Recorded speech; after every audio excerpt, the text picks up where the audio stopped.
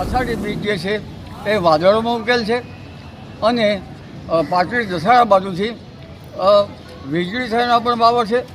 અષાઢ સુદ બીજની વીજળી અને એના વાદળો સારા. અષાઢ સુદ પાંચમની વીજળી થાય તો સારી.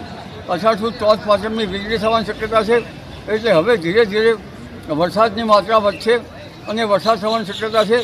તારીખ 8, 9, 10 અને 11માં વરસાદ થવાની શક્યતા છે, જેમાં દક્ષિણ ગુજરાતના ભાગોમાં અથવા સૌરાષ્ટ્રના કિનારાના ભાગોમાં, બોટાદ ભાવનગરના ભાગોમાં, ઉપરાંત વડોદરાના ભાગમાં, સિનોર, પાદરા વગેરે ભાગોમાં, બનાસકાંઠાના ભાગોમાં અને ઉત્તર ગુજરાતના અન્ય ભાગોમાં પણ વરસાદ થવાની શક્યતા છે. ચીનમાંથી આવતા અવશેષોના કારણે બંગાળ ઉપસાગરમાં હલચલ જોવા મળશે અને 15મી તારીખે એ સિસ્ટમ બનવાની શક્યતા છે, જેના કારણે તારીખ 17થી 24માં રાજ્યના ઘણા ભાગોમાં વરસાદ થવાની શક્યતા છે. કોઈ ભાગમાં હળવા, કોઈ ભાગમાં મધ્યમ, કોઈ ભાગમાં અતિ ભારે વરસાદ થવાની શક્યતા છે. જેમાં દક્ષિણ ગુજરાતના ભાગોમાં અતિ ભારે વરસાદ થવાની શક્યતા છે. દક્ષિણ સૌરાષ્ટ્રના ભાગોમાં અતિ ભારે વરસાદ થવાની શક્યતા છે અને ગુજરાતના અન્ય ભાગોમાં પણ ભારે, અતિ ભારે અથવા હળવો વરસાદ થઈ શકે, જે વરસાદ ગાજવીજ સાથે થવાની શક્યતા રહે છે. તો કચ્છમાં પણ વરસાદી માહોલ છવાયેલો જોવા મળી રહ્યો છે. આગાહીની વચ્ચે કચ્છના કેટલાક વિસ્તારોમાં ધીમી ધારે વરસાદ વરસ્યો છે. મુન્દ્રાના પ્રાગપર વિસ્તારમાં વરસાદ જોવા મળ્યો. તો કચ્છમાં પણ વરસાદી માહોલ જોવા મળી રહ્યો છે. કચ્છ વિસ્તારમાં ભારે વરસાદ હાલ જોવા મળી રહ્યો છે. મુન્દ્રાના ગ્રામ્ય વિસ્તારોમાં ધોધમાર વરસાદ વરસી રહ્યો છે. આગાહી જે પ્રમાણેની કરવામાં આવી હતી એ જ પ્રમાણેનો માહોલ છે. આગાહીની વચ્ચે કચ્છના કેટલાક વિસ્તારોમાં ધીમી ધારે વરસાદ વરસવાની શરૂઆત થઈ છે. મુન્દ્રાના પ્રાગપર વિસ્તારમાં પણ વરસાદ વરસી રહ્યો છે. વરસાદની તસવીરો પણ સામે આવી છે. આ વિસ્તાર માટે ખાસ કરીને જે આગાહી કરવામાં આવી છે, જે એલર્ટ આપવામાં આવ્યું છે અને એ પ્રકારનો વરસાદી માહોલ બનતો પણ કચ્છમાં જોવા મળી રહ્યો છે. વાત કરીશું અરવલ્લીની, તો અરવલ્લીના માલપુરમાં ધોધમાર વરસાદ જોવા મળ્યો. વહેલી સવારે ધોધમાર વરસાદ ખાબક્યો. ભારે વરસાદ વરસતા રસ્તા પર નદી જેવા દ્રશ્યો જોવા મળ્યા. મોરડુંગરી, ભીમપુર, રૂગનાથપુર, અંબાવા, કોયલિયા, સોનિકપુરમાં વરસાદ જોવા મળ્યો અને આ વરસાદથી મગફળી, કપાસ, સોયાબીનના પાકને જીવનદાન મળ્યું છે. અસહ્ય ઉકળાટ બાદ વરસાદ થતા વાતાવરણમાં પણ ઠંડક પ્રસરી છે.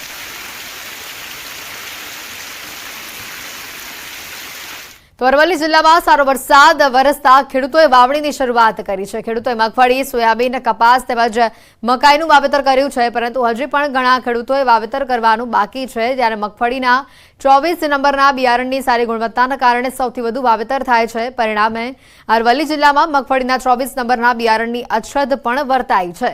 ખેડૂતો બિયારણ માટે દુકાનોના ધક્કા ખાઈ રહ્યા છે. મગફળીના બિયારણની ખેડૂતો રાહ જોઈ રહ્યા છે. મગફળી માટે 24 નંબરના બિયારણનું વાવેતર કરે છે તેને સારું ઉત્પાદન અને બજારમાં સારો ભાવ પણ મળે છે. અનેક ખેડૂતોના જે ખેતરો છે ત્યાં વાવેતર વગર ખાલી અત્યારે જોવા મળી રહ્યા છે, કારણ કે બિયારણની અછત છે. ખેડૂતોને બિયારણની અછતના કારણે બીજા પાકનું વાવેતર કરવાની ફરજ પડી હોય તેવા પણ દ્રશ્યો સામે આવ્યા છે.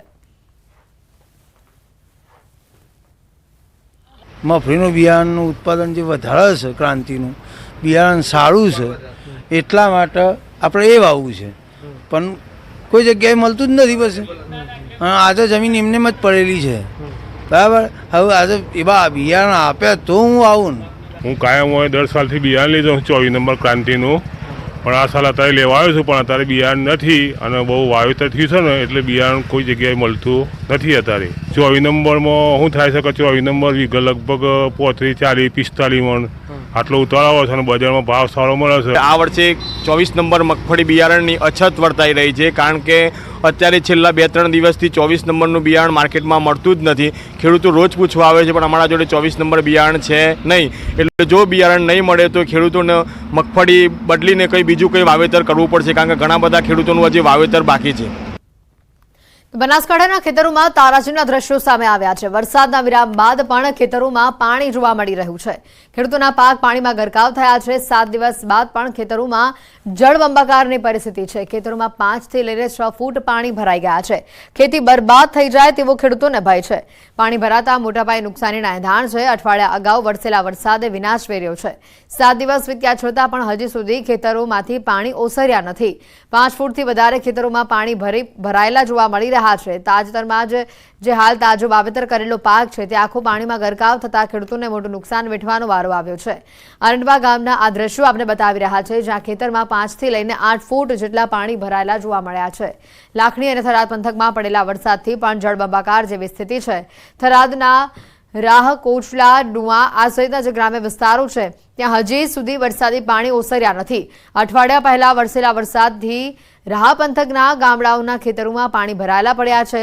ખેડૂતોએ ખાતર, બિયારણ અને ખેડાઈનો ખર્ચ કરી વાવણી કરી હતી, પરંતુ પ્રથમ વરસાદમાં જ ખેતરો બેટમાં ફેરવાતા ખેડૂતોને મસ્ત મોટું નુકસાન વેઠવાનો વારો આવ્યો છે। એક તરફ થરાદથી ધાનેરા જતો નેશનલ હાઈવેના પાપે ખેડૂતોને આ નુકસાની વેઠવાનો વારો આવે છે। નેશનલ હાઈવે ઉપર મૂકેલા નાળાઓના કારણે વરસાદી પાણી સીધા નીચાણવાળા ખેતરોમાં ભરાય છે।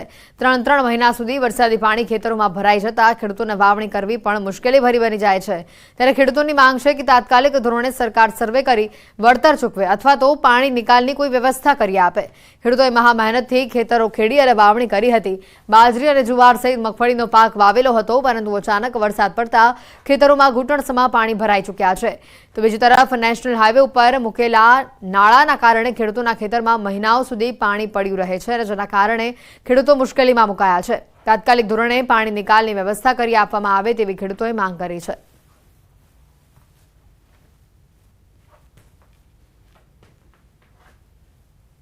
અને હવે વાત કરીશું મુંબઈમાં મુશળધાર વરસાદની।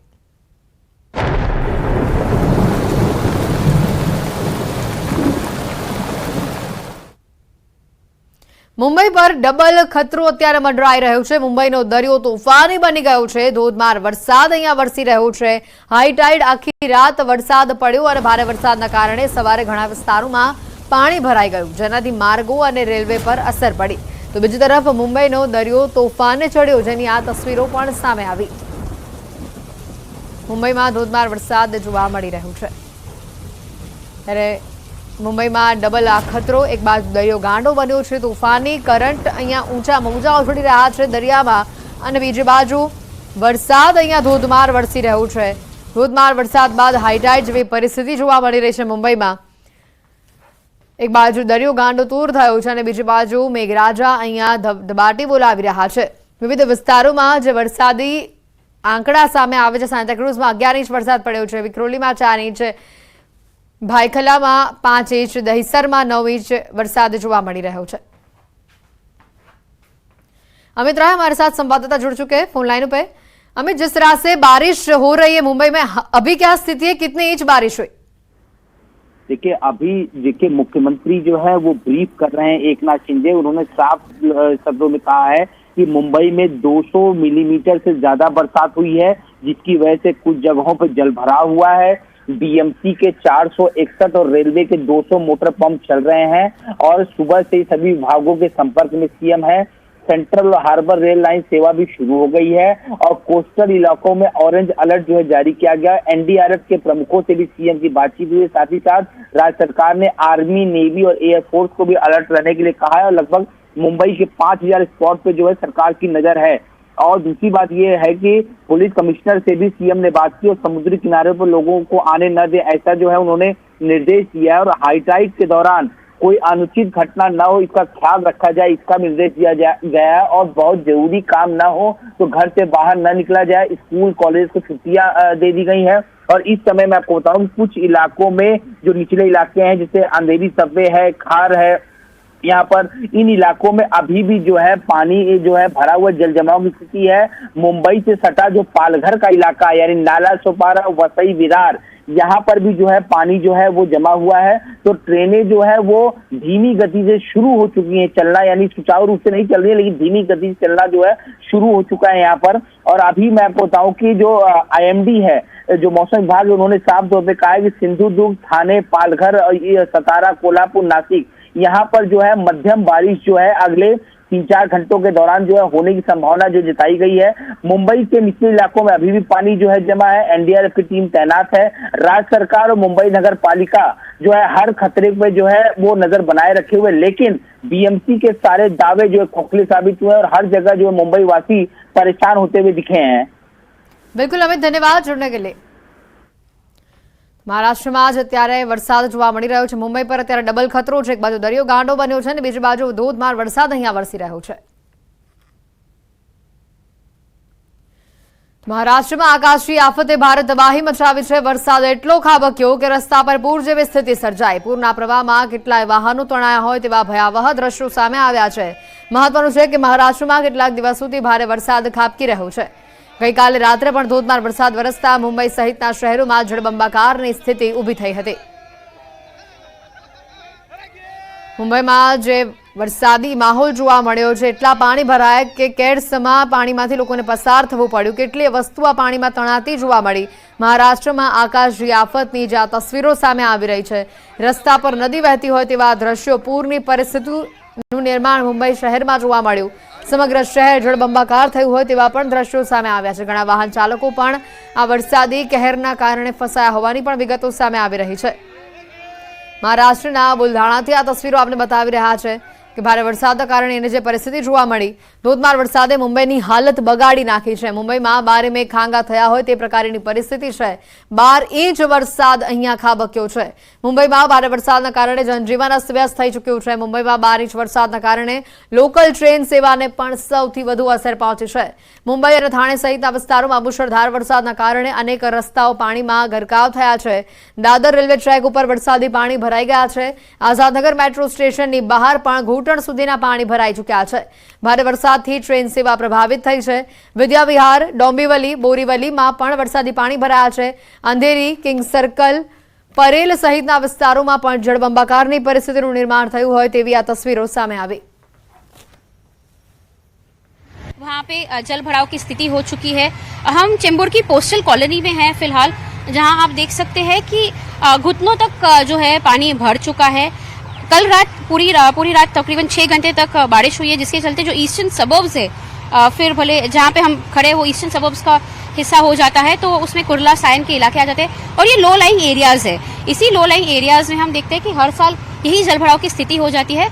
बीएमसी ने एक बड़ा सा पंप रखा हुआ है यहाँ पे, ताकि जो पानी है वो ड्रेन आउट किया जा सके। लेकिन उसके बावजूद जब भारी बारिश होती है, जैसे कि 300 mm की बारिश जो मुंबई में कल देर रात हुई है, उसके चलते कई इलाकों में पानी भरा हुआ है। यहाँ पोस्टल कॉलोनी की तो आप बात करें तो कई सोसाइटीज़ है जिनके दरवाजे में, यानी कि जिनकी सोसाइटीज़ में पानी घुस चुका है। तकरीबन घुटनों तक पानी है, जिसके चलते लोगों का आना जाना बंद किया गया है। यहाँ तक कि पीछे जो सोसाइटी है वहाँ पे भी हम देख रहे हैं कि उसका जो गेट है वो पूरा पानी में डूब चुका है। तो ये जो स्थिति है हम देखते हैं मुंबई में हर साल होती रहती है।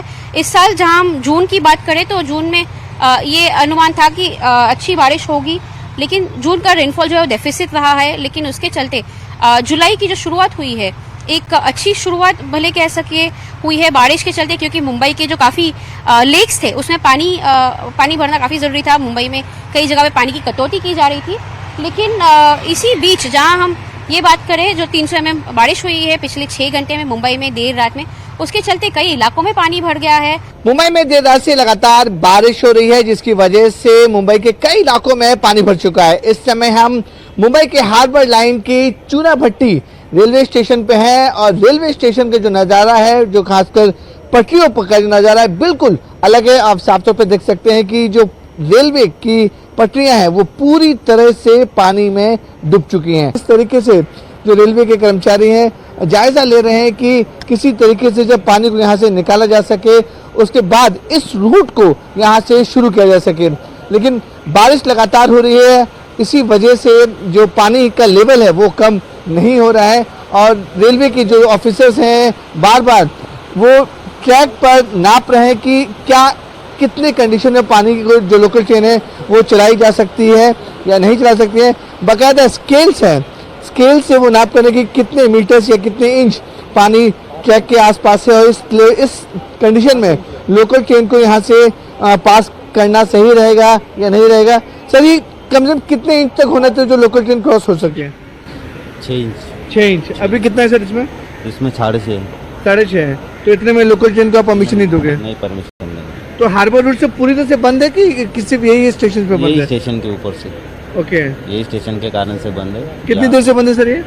यह कम से कम 8 बजे से बंद है। सुबह 8 बजे से। सुबह 8 बजे। तो उम्मीद लग रही है बारिश थोड़ी थमी है, लग रहा है कि कुछ ऑपरेशन शुरू हो पाएगा? हो रहा है, कम धीरे धीरे थोड़ा थोड़ा हो रहा है। सुबह आए तो सुबह 9 तक था, 9 इंच था। 9 था, अभी ओके। 3 इंच कम हो गया है। ओके। मुंबई से कैमरामैन अर्जुन चिखली के साथ विवेक गुप्ता, न्यूज़ 18 इंडिया। સમાચારોમાં હાલ રોકાઈશું એક બ્રેક માટે।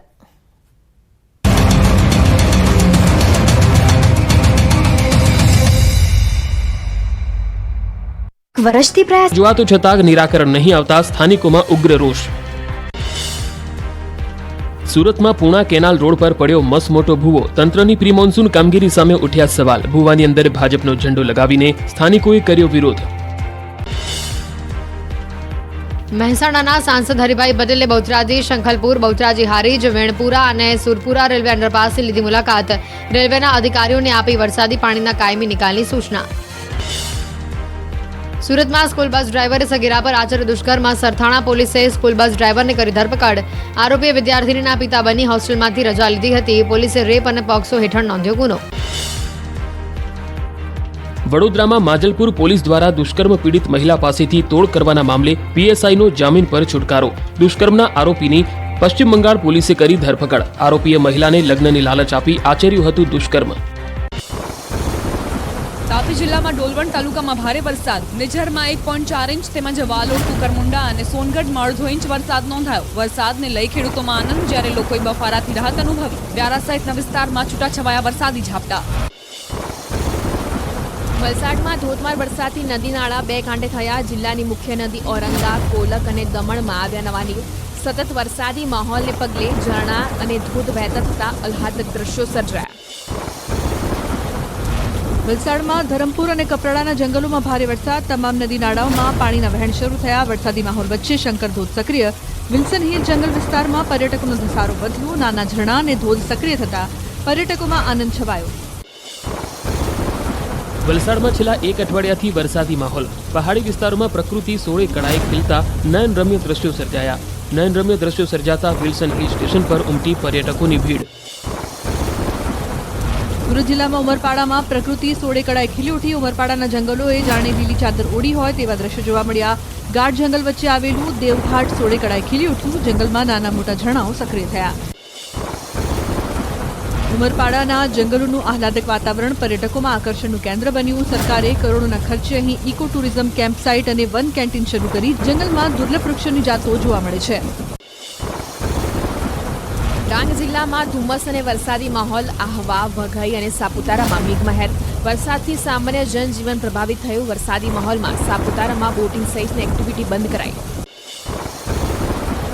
યાત્રાધામ પાવાગઢમાં સર્જાયું આહલાદક વાતાવરણ। ગાઢ ધુમ્મસ અને ખુશનુમા વાતાવરણ વચ્ચે ભક્તોએ કર્યા મહાકાળી માતાના દર્શન। વાદળો જાણે પર્વત સાથે ગોષ્ઠી કરી રહ્યા હોય તેવા દ્રશ્યો સામે આવ્યા। ઉત્તરાખંડમાં ચમોલીમાં અવિરત વરસાદ। મેઘરાજાએ રૌદ્ર સવારી કરતા વિશ્વપ્રયાગમાં અલકનંદા અને ધૌલી નદીમાં ઘોડાપુર। નદીઓમાં પાણીનો ધસમસતો પ્રવાહ વહેતો થયો। ભારે વરસાદના કારણે નદીઓએ રૌદ્ર સ્વરૂપ ધારણ કર્યું। રાજસ્થાનના શાહબાદના રસ્તાઓ થયા જળમગ્ન। ભારે વરસાદથી નદીઓનું જળસ્તર વધ્યું। જમધારા નદીમાં પાણીની આવક થતાં કોઝવે જળમગ્ન થયો। રસ્તા પરથી પાણીનો ધસમસતો પ્રવાહ વહેતો થતાં વાહન વ્યવહાર અસરગ્રસ્ત। ઉત્તરાખંડના પૌડી જિલ્લામાં મેઘરાજાની તોફાની બેટિંગ। ઉપરવાસમાં ભારે વરસાદના કારણે અનેક ગામમાં સર્જાઈ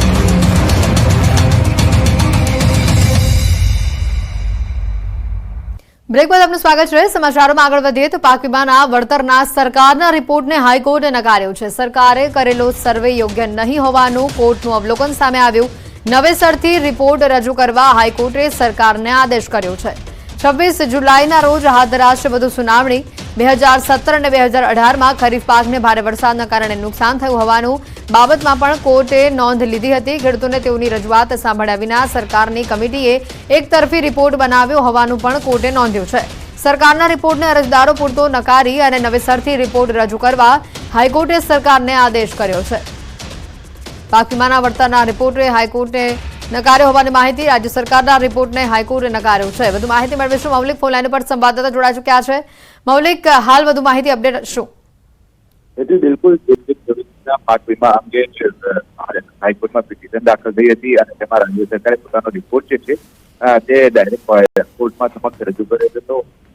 પરંતુ ક્યાંક ને ક્યાંક અરજદારો જે છે ખેડૂતો તેમને કોઈ પણ પ્રકારની તેની અંદર ક્લેમ કરવાની બાબત લઈ સુનાવણી નથી થઈ, કોઈ તક નથી આપવામાં આવી અને તેને જ લઈ સરકારને જે ફરી એક વખત હાઈકોર્ટમાં સોગંદનામું કરવા માટે કીધું છે અને સરકારે રિપોર્ટ અરજદારોને રજૂ કરી ફરી સૌથી થઈ ગઈ છે. આ છે બિલકુલ મૌલિક આભાર માહિતી બદલ.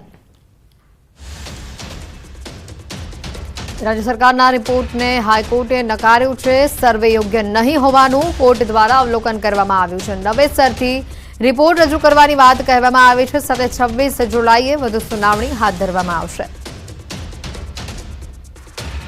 રાજ્ય સરકારના રિપોર્ટને હાઈકોર્ટે નકાર્યું છે. સર્વે યોગ્ય નહીં હોવાનું કોર્ટે અવલોકન લીધું છે. 26 જુલાઈના રોજ સમગ્ર મામલે વધુ સુનાવણી હાથ ધરવામાં આવશે. પાક વીમાના વળતરના રિપોર્ટને હાઈકોર્ટે નકાર્યો. ખાનગી શાળાઓની બોલબાલા વચ્ચે હવે ફરી સરકારી શાળાઓ તરફ વિદ્યાર્થીઓ અને વાલીઓનો ઝુકાવ વધી રહ્યો છે. રાજકોટ શહેર અને જિલ્લામાં આ વર્ષે 3575 વિદ્યાર્થીઓએ ખાનગી શાળા છોડી સરકારી શાળાઓમાં પ્રવેશ મેળવ્યો. રાજકોટ જિલ્લા પંચાયત હસ્તકની શિક્ષણ સમિતિ હેઠળની 850 જેટલી શાળાઓ આવેલી છે, જેમાંથી 466 જેટલી સરકારી શાળાઓ એવી છે કે જેમાં 2339 વિદ્યાર્થીઓ ખાનગી શાળાઓ છોડી પ્રવેશ લીધો.